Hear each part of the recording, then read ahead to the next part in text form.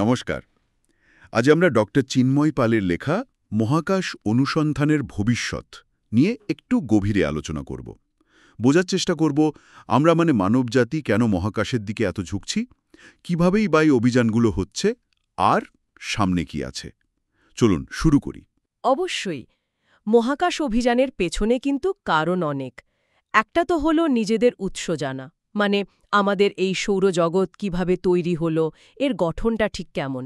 আর একটা খুব বড় কারণ হলো প্রাণের খোঁজ, বিশেষ করে ধরুন মঙ্গল গ্রহে বা বৃহস্পতির চাঁদ ইউরোপা কিংবা শনির চাঁদ এনসেলাডাস, এই জায়গাগুলোতে। প্রাণের খোঁজ, হ্যাঁ, এটা তো সবসময় একটা বড় প্রশ্ন।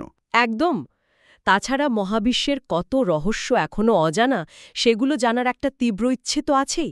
আর ভবিষ্যতে মানুষের জন্য মহাকাশে থাকার ব্যবস্থা করা, ও হ্যাঁ, গ্রহাণু থেকে সম্পদ আনা বা নতুন প্রযুক্তির তৈরি হওয়া, এগুলো কিন্তু কম গুরুত্বপূর্ণ না। যদি একটু পেছনের দিকে তাকাই, ইতিহাসের দিকে, এই যাত্রা শুরুটা তো বেশ আগে, পায়োনিয়ার বা ভয়েজারের মতো মিশনগুলো দিয়ে। হ্যাঁ, একদম। পায়োনিয়ার 10 আর 11 তো বৃহস্পতি শনি ছাড়িয়ে চলে গিয়েছিল, পথিকৃৎ ছিল ওরা। আর তারপর এলো ভয়েজার 1 আর 2। ওরা তো বাইরের গ্রহগুলো দেখে এখন নক্ষত্রদের মাঝের বিশাল শূন্যতায় বিরাজ করছে। ভাবা যায়, ভয়েজার 1 তো এখন আমাদের থেকে সবচেয়ে দূরে থাকা জিনিস, তাই না? মানুষের তৈরি। ঠিক তাই। এটা শুধু দূরত্বের রেকর্ড না, এটা প্রমাণ করেছে যে আমাদের যন্ত্র সৌরজগতের বাইরেও কাজ করতে পারে। আন্তঃনাক্ষত্রিক যাত্রার স্বপ্নটা আরও বাস্তব মনে হয় এতে। ক্যাসিনির কথাও তো মনে পড়ছে, শনি আর টাইটানে নেমেছিল। অবশ্যই। ক্যাসিনি মিশনটা অসাধারণ ছিল। টাইটানের সারফেসে প্রোব নামিয়েছিল। আর নিউ হরাইজন্স প্লুটোকে এত কাছ থেকে দেখালো, কাইপার বেল্টের কত অজানা তথ্য সামনে আনলো। এগুলো জানার পরিধিটাই পুরো বদলে দিয়েছে। দারুণ। তাহলে বর্তমানে এখনকার মিশনগুলোর ফোকাসটা কোথায়? এখন মঙ্গলের উপর বেশ জোর দেয়া হচ্ছে। যেমন ধরুন নাসার পারসিভারেন্স রোভার। ও, পারসিভারেন্স, ওটা তো মাটি খুঁড়ছে, তাই না? হ্যাঁ, প্রাণের সম্ভাব্য চিহ্ন খুঁজছে আর মাটি পাথর এসবের নমুনাও নিচ্ছে। প্ল্যান আছে 2031 সালের মধ্যে সেই নমুনা পৃথিবীতে আনার। চীনের টিয়ানওয়েন 1 মিশনও মঙ্গলে কাজ করছে, সেখানকার ভূতত্ত্ব, জলবায়ু এসব নিয়ে গবেষণা করছে। আর গ্রহাণু থেকে নমুনা আনার কথাও তো শুনছিলাম। হ্যাঁ, জাপানের হায়াবুসা 2 আর নাসার ওসিরিস রেক্স, ওরা কিন্তু সফলভাবে গ্রহাণু থেকে নমুনা নিয়ে ফিরে এসেছে। এগুলো আমাদের সৌরজগতের একদম শুরুর সময়টা বুঝতে সাহায্য করবে। আর বৃহস্পতির চাঁদ ইউরোপা, সেখানকার বরফের নিচে যে মহাসাগর থাকার সম্ভাবনা, সেটা খতিয়ে দেখতে ইউরোপা ক্লিপার রওনা হয়ে গেছে। এই যে এত দূরে দূরে মিশন পাঠানো হচ্ছে, মঙ্গল, ইউরোপা, এত কিছু সম্ভব হচ্ছে কি ধরনের প্রযুক্তির জোরে? টেকনোলজির দিক থেকে কি লেগেছে? এটা খুব গুরুত্বপূর্ণ একটা প্রশ্ন। দেখুন, এত বিশাল দূরত্ব যেতে হলে তো সাধারণ রকেটে হয় না। উন্নত প্রপালশন সিস্টেম লাগে, যেমন ধরুন ইলেকট্রিক বা আয়ন প্রপালশন। এতে কম জ্বালানিতে অনেক লম্বা সময় ধরে গতি বাড়ানো যায়। আচ্ছা। আবার যেখানে সূর্যের আলো প্রায় নেই বললেই চলে, সেখানে পাওয়ারের জন্য লাগে আরটিজি, প্লুটোনিয়াম ভিত্তিক radio isotope thermo electric generator. Oh, পারমাণবিক শক্তি। হ্যাঁ, যোগাযোগের জন্য নাসার ডিপ স্পেস নেটওয়ার্ক তো আছেই, পৃথিবী জুড়ে বিশাল সব অ্যান্টেনা। এখন লেজার দিয়ে আরও দ্রুত যোগাযোগের পরীক্ষাও চলছে। আর সবচেয়ে বড় কথা, পৃথিবী থেকে সিগন্যাল যেতে আসতে অনেক সময় লাগে। ধরুন মঙ্গলে প্রায় 40 মিনিট রাউন্ড ট্রিপ। 40 মিনিট? বাপরে! হ্যাঁ, তাই মহাকাশযানগুলোকে অনেক বেশি স্বয়ংক্রিয় হতে হয়, নিজে সিদ্ধান্ত নিতে হয়।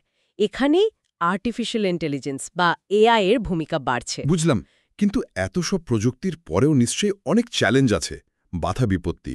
তা তো আছেই। প্রথমত, ওই অহামচং দূরত্ব আর যোগাযোগে দেরি, এটা একটা বিরাট সমস্যা। দ্বিতীয়ত, বছরের পর বছর মহাকাশে টিকে থাকবে এমন নির্ভরযোগ্য শক্তি আর প্রপালশন সিস্টেম বানানো। তৃতীয়ত, মহাজাগতিক রেডিয়েশন, ওটা যন্ত্রপাতির জন্য ক্ষতিকর, আর ভবিষ্যতে মানুষ গেলে তো কথাই নেই। রেডিয়েশনটা তো আসলেই একটা ভয়ের ব্যাপার। চতুর্থত, বিপুল খরচ। এই মিশনগুলো চালাতে প্রচুর টাকা লাগে। আরেকটা নৈতিক দিকও আছে, মানে আমরা যেন ভুল করে পৃথিবীর জীবাণু নিয়ে গিয়ে অন্য গ্রহের পরিবেশ নষ্ট না করে ফেলি, সেটাও দেখতে হয়। ঠিক ঠিক।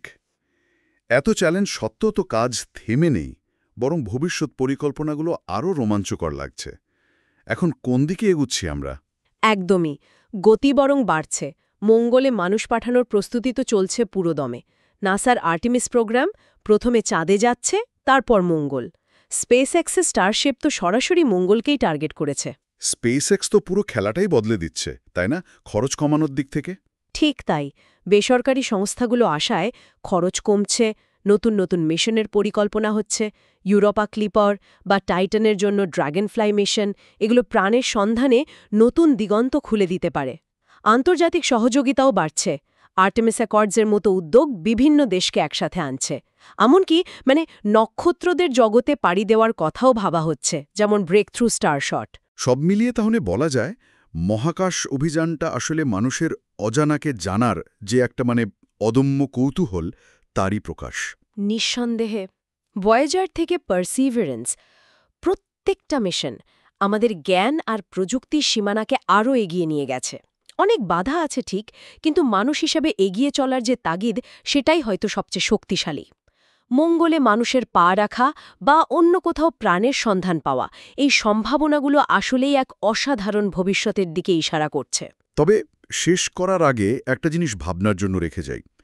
যদি সত্যি ধরুন মঙ্গল বা ইউরোপার বরফের নিচের মহাসাগরে অতীতের বা এখনকার প্রাণের কোনো নিশ্চিত প্রমাণ মেলে, সেটা মহাবিশ্বে আমাদের নিজেদের অবস্থান নিয়ে যে ধারণা, সেটাকে কিভাবে বদলে দেবে? কি মনে হয়?